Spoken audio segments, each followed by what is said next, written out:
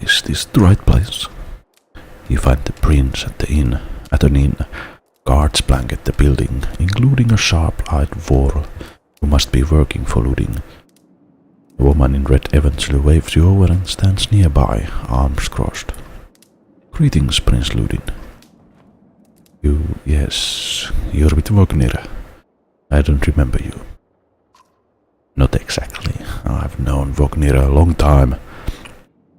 I'll be joining you back to Grofheim with my guards. Ludin looks up for the first time. The woman doesn't react. Why? I work for the king, carrying tithes to the capital. Crossed by chance. Oh, a tax collector, a fine company. What do you want? I have a habit of recording history. I thought we might talk about your visit. A war historian. Aha. Don't you already know? Your king and mine both have been practically trumpeting it through the cities. I've been on the road for a while, I'm afraid. Ludin takes a deep sigh. Whether tired or ungracious, you aren't certain. Maybe both. A formality mostly. Vognir came to our capital in Arberang, and now we go to war's capital in Grofheim to cement this grand alliance for the next age of men and war. You sound unconvinced. There's no need for it, and it's damned cold up here. You get the sense he's struggling not to complain outright. You take the opportunity to excuse yourself. Okay, well, to the Great Hall. At dawn, you are awoken by a delivery of goods. At least you think it's dawn. Damn hard to tell with a sun that never moves. The governor's crest adorns the supply letters. All there, just as promised. To your mild surprise, you wonder if Erik had anything to do with it. Your guards take the treasure wagon down to the gates. Vognir is already here. While later, Ludin and his men appear, groggy and disheveled. Mugr steps forward, Vognir's quartermaster, if you recall correctly, in charge of his unwieldy entourage of warriors. You know him only in passing. He asks if you are ready to depart. Well, we are ready. You follow Mogrul and join the others. Usually the smaller doors set into the gates would be enough to enter or leave the city, but the town guards have been told to push them open entirely, and other things under their breath that are best not heard. Perhaps the governor expected you to draw a crowd, but there's nothing of the sort. Just frustrated, tired people. It summarizes Strand well as a whole, you think?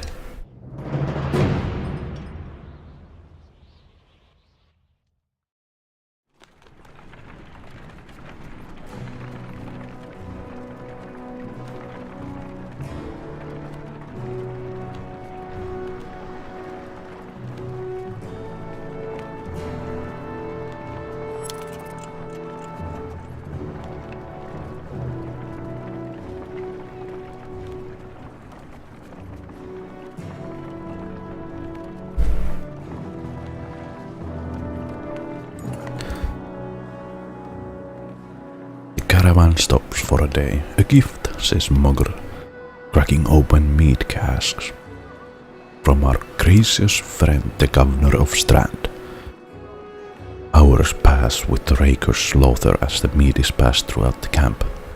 Toast to Vognir. You raise your drink, toasting the alliance between man and war. The others join in. Ludin's expression is like a stone ball, but the others laugh at your exaggerations. Eventually you sit down beside Vognir. I'll chat with him. Thanks for the speech, slurs Vognir. looks like you didn't have to miss out after all. Thanks to Morguru, I thought the damned governor would never shut up. Did he give you the history of his entire family? He tried. Then he asked me to clean up his mess. For your benefit, turns out. I'd had given the job to you, too. God, there's no joy in politics. Speaking of, what happens after this business with Ludin? Hopefully the boy goes back to Arberang on his own, and I can take out some frustration on Dredge or something. Starting to sound like, hey Hakon, you don't like the life of a diplomat. Haha, don't you miss the fight you've been? You down your meat instead of replying. Vognir slouches and shakes his head. There's no great joy in killing Dredge, but this? Pretty sure this nonsense is some scheme between the two kings to force some kind of lineage. Used to be what warriors would follow you for what you've done. Isn't that why they follow you now? Is it? Or is it because I'm the next in line? These lines are getting muddy, old Waro. They've always been muddy, Vognir. Vognir stares into the campfire, lost in thought. You leave him to it.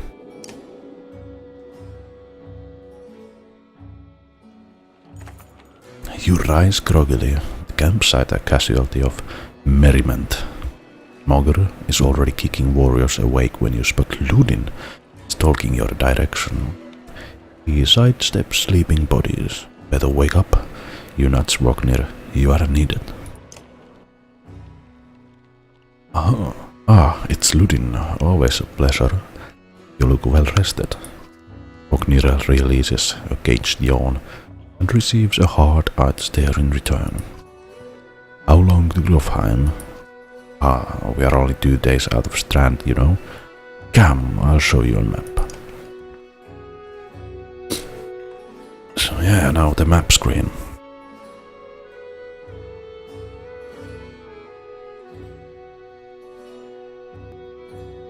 Okay, so world map, yeah, there is the map. You can see we are here near Wertfell, named bad weather. The gales that blow and form the bay and around the mountain peaks keep Wertfell in a generally unpleasant state. What really cemented the name was kind of a person who would live there. Men cast out from Strand for one reason or another, nowhere else to go.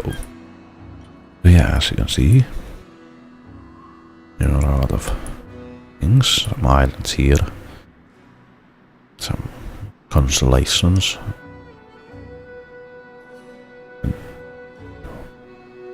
nice names you would think of Vikings to give places. I don't know if this like Valkeajökull. I don't know where this leads actually. Seems there's more down there too. You know, Greywater Sea, Fiska Bay. You know, guess you know, Fisk is a, I don't know, fish in the, you know, the evil languages of Vikings and stuff like that. And Fish are small island. Well, not really that small, to be honest.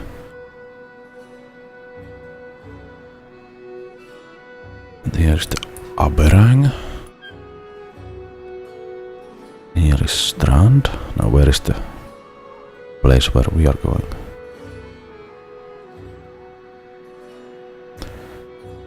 Yes. Shit. Well, we head north, then east, past the forts. Grofheim's far from Strand. Going to be a long march. You should have drank last night, Ludin. Why not take the ships to Skrumirstead? What's the point of marching? The Silverstone base called that for a reason. It stays covered in ice all year. It would tear up the longships. Too bad though. We could have shown you all the wonders of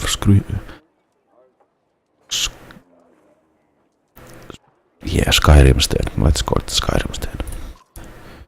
A half-sunken city crawling with dredge and glaciers. You like glaciers?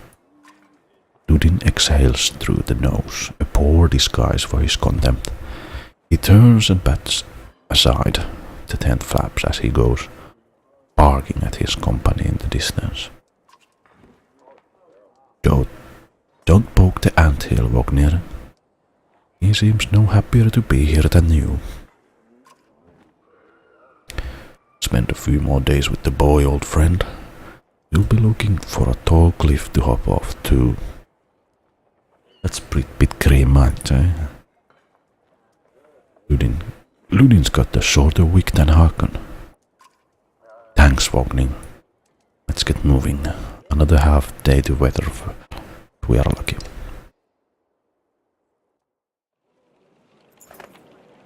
Camp is where you manage your caravan. During travel, you can enter camp at any time by clicking camp button on the travel HUD. While at camp or in towns, you can upgrade your allies or equip items in Herostead. And you can pass time by using rest or training. Herostead. So Hakon.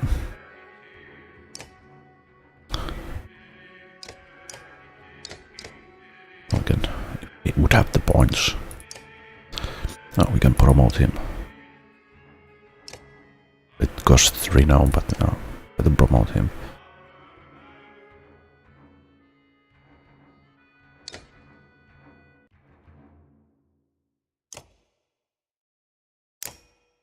I can see he could need more shields.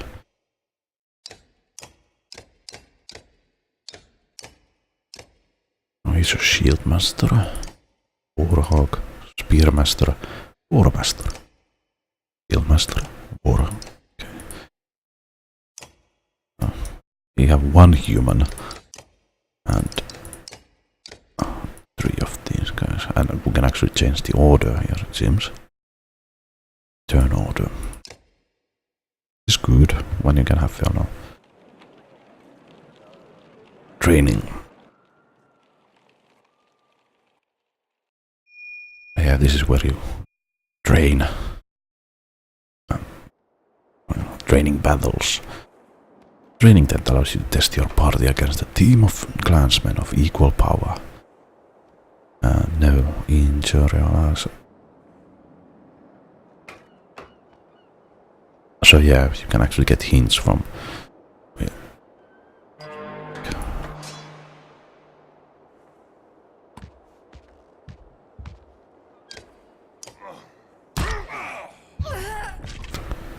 The Martin of and their friends will feel it.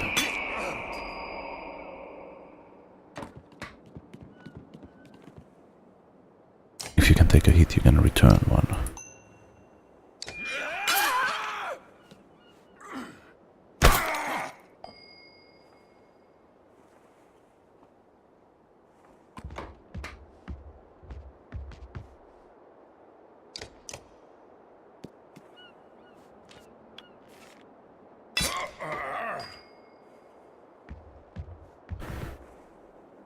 Don't block yourself in. What does that mean? Concentrate. Let them tire out on your shield.